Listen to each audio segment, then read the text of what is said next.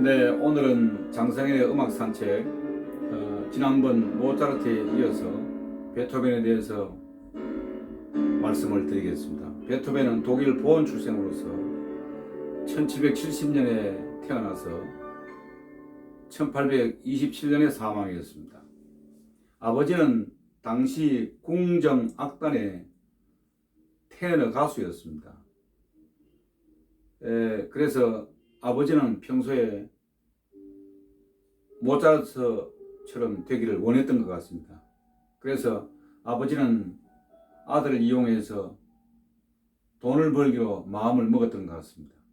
그래서 4세 때부터 음악을 가르쳤습니다. 아주 혹독하게 지도를 했는데 심지어 집안에 가두고 하루 종일 피아노를 치게 했다고 합니다. 그래서 2년 후에 6세 때 대중 앞에서 베토벤도 천재적인 소질을 타고났기 때문에 대중 앞에서 연주하는 그런 아주 모차르트와 같이 꼬마 연주자가 되었습니다. 아버지는 제2의 모차르트가 나타났다고 선전하면서 연주 여행을 데리고 다녔다고 합니다. 근데 아버지가 술을 좋아해서 술을 많이 마셨던 것 같습니다. 할아버지가 있을 때는 집안이 꽤 잘 살았던 것 같습니다. 그래서 할아버지가 돌아가시고 난 다음에 가세가 기울게 되었습니다. 그래서 베토벤은 11세 때에 학교를 그만두게 됩니다. 그런데 다행히도 베토벤은 당시 궁정 예배당에 오르간 연주자로 활동했던 네페라고 하는 선생님을 만나게 됩니다. 자기 운명을 바꿀 수 있는 그러한 선생님을 만나게 되었습니다. 그래서 이 선생님이 베토벤은 우리로 말하자면 초등학교 한 4학년까지 밖에 공부를 못했는데 이 베토벤을 데리고 음악도 가르치면서 여러 가지 교양을 가르쳤다고 합니다. 그래서 베토벤은 네페 선생님을 만나고 난 다음에 인생에 크나큰 도움을 받고 많은 가르침을 받았다고 합니다. 그래서 1782년에 베토벤은 궁정 예배당으로 들어가서 네페 선생의 보조 연주자가 됩니다.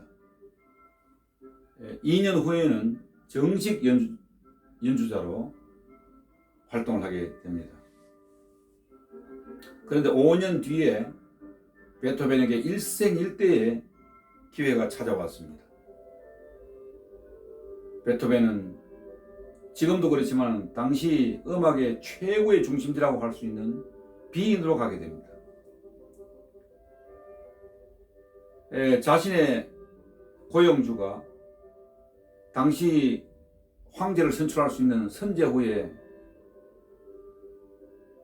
후원에 힘입어가지고 베토벤은 비인에서 그 유명한 말로만 듣던 모차르트를 만나게 됩니다. 이 자리에서 모차르트는 베토벤의 즉흥 연주를 들었습니다. 특별히 베토벤이 잘하는 것이 즉흥 연주였습니다. 네.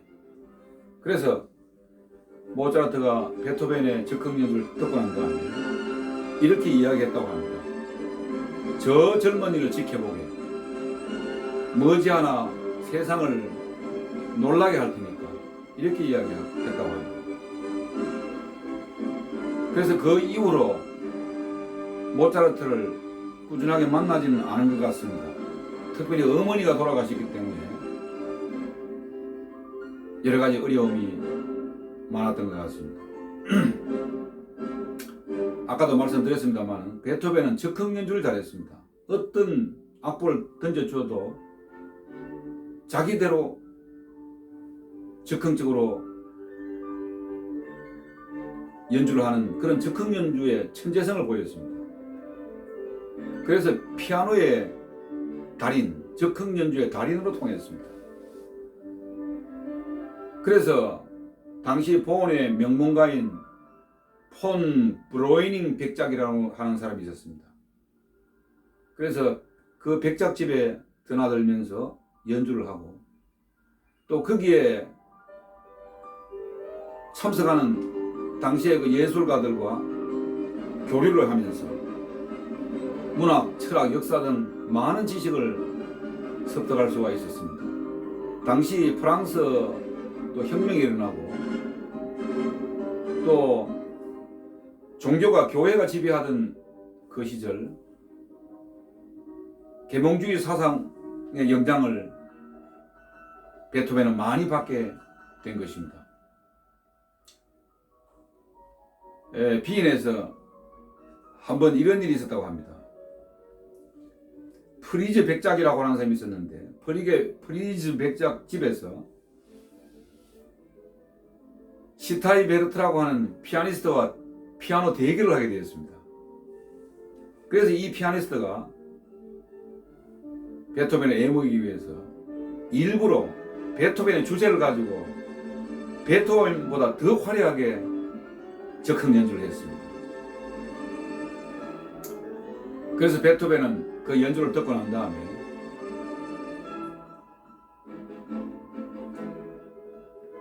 시타이 베르트의 악보를 자기는 악보를 거꾸로 놓고 시타이 베르트보다 더 화려하게 연주를 했습니다. 연주를 끝나고 돌아보니까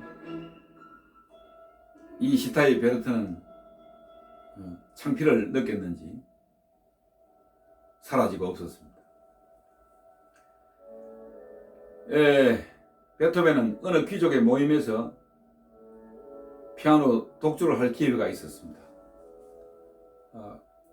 요즘도 가끔 그런 것을 봅니다만 음악을 집중하지 아니하고 그렇게 감상을 하는 수가 들어 있습니다.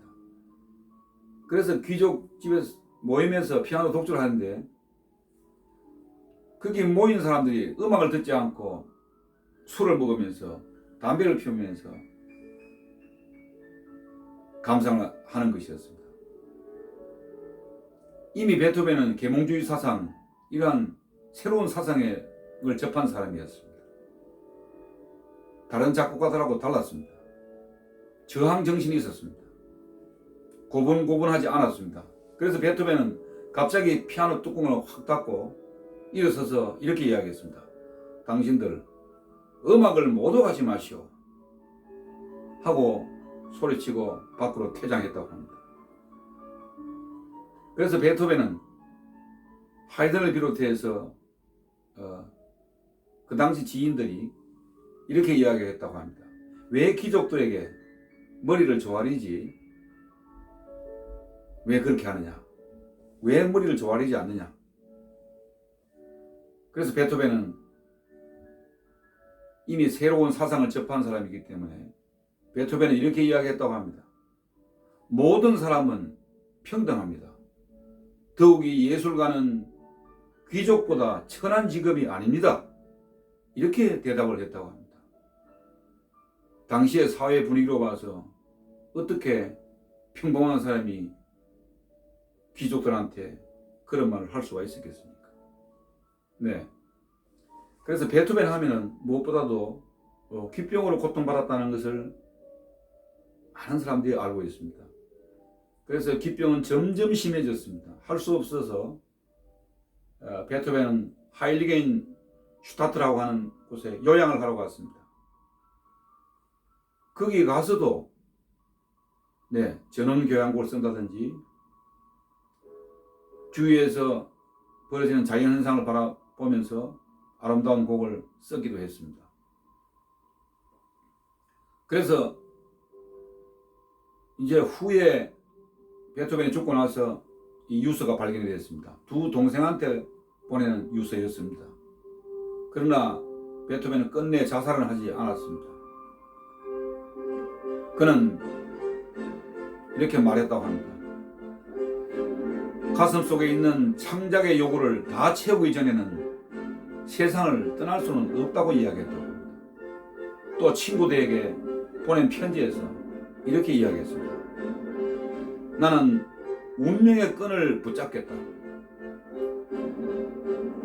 병이 치유되기만 한다면 나는 온 세계를 담아낼 것이다 라고 이야기했습니다. 네. 그래서 베토벤은 46세 이후에는 청력을, 이 귀의 청력을 거의 다 잃게 되었습니다. 그래서 말을 알아듣지 못하기 때문에 항상 노트를 가지고 다녔습니다. 노트로 노트에 글을 써서 그 글로 대화를 했습니다. 이러한 노트들은 빈 국립도서관에 보관이 되어 있다고 합니다. 베토벤의 그 작곡 스타일은 모차르트는 콘치대가 없이 천재적으로 악보가 깨끗했는데 베토벤은 운명요하고 하나만 봐도 수없이 고친 데가 나온다고 합니다. 심지어 그 악보를 음표를 못 알아볼 정도로 그렇게 고치고 고쳤습니다. 끝까지 완벽한 작품을 쓰기 위해서 노력했다는 것을 엿볼 수가 있습니다. 네, 베토벤은 자신의 운명과 싸우던 베토벤, 기병이 악화되고 또 동생 집에 갔다가 돌아오던 길에 결핵이 걸렸습니다. 그래서 간경변증으로 세상을 떠났다고 합니다. 1827년 3월에 세상을 떠났는데 57세였습니다. 네, 당시에 그 평균 수명으로 봐서 좀 길게 살아온 것 같습니다. 그래서 3일 뒤에 29일 동안 장례식이 거행되었다고 합니다. 당시 2만여 명의 조문객이 참석했습니다. 당시는 인구가 많지 않았기 때문에 1700년대, 1800년대 이 당시는 인구도 그리 많지 않을 시대이기 때문에 악성 베토벤의 죽음을 애도하면서 많은 시민들이 나와서 마지막 가는 길을 애도했습니다. 베토벤은 역경과 고난과 싸워가면서 위대한 곡을 남겼기 때문에 악성으로서 추앙을 받고 있습니다. 특히 피아노 소나타와 교향곡으로 유명합니다. 교향곡은 9곡밖에 쓰지 않았지만 하나하나가 베토벤의 피와 땀과 정신력의 결집으로 나타난 작품이라고 볼 수가 있습니다. 그래서 베토벤은 고전 시대에는 형식미를 강조했습니다. 음악의 모든 형식을 강조했습니다. 그래서 베토벤이 다리가 되어서 낭만주의를 개척했습니다. 낭만주의라는 것은 작곡가 이 개성을 중시하는 것입니다. 한마디로 표현하면. 네. 꼭 교향곡이라도 4악장일 필요는 없습니다. 뭐 1악장도 될 수가 있고. 이게 낭만적인 생각이 되겠습니다. 그래서 자유평등, 인간애를 실천한 인도주의자였다고 볼 수가 있고 모든 난관을 극복한 승리자였다고 볼 수가 있습니다.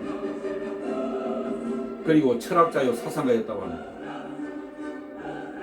네, 마지막으로 오늘 지구상에는 많은 사람들이 베토벤을 사랑하고 그 음악을 연구하면서 베토벤의 작품에 인생을 거는 사람들이 많이 있습니다. 저도 베토벤의 가곡과 또 성가곡을 불러봤습니다만 베토벤의 음악은 참 이상합니다. 음표가 단순한 것 같은데 그게 그 불러보면 뭔가 감동이 되고 무언가 다른 것을 느낍니다. 그것은 베토벤이 살아온 인생과도 관련이 있지 않나 생각합니다. 다른 사람들처럼 평범하게 산 인생이 아니지 않습니까? 온갖 어려움과 고난을 극복하고 끝내 승리한 베토벤. 아마 그 인생 때문에 그렇게 느끼는 것 같습니다. 저는 개인적으로 서양 음악가 중에서 베토벤과 슈베르트를 좋아합니다. 슈베르트 좋아하는 것은 제가 성악을 했기 때문에 그렇습니다. 네. 그래서 누구와도 비교할 수 없는 작곡가가 베토벤이 아닌가 생각합니다. 네, 오늘도 베토벤을 생각하시면서 베토벤 음악 많이 감상하시고 또 베토벤 곡을 많이 불렀으면 좋겠습니다. 네, 다음에 또 뵙겠습니다. 감사합니다.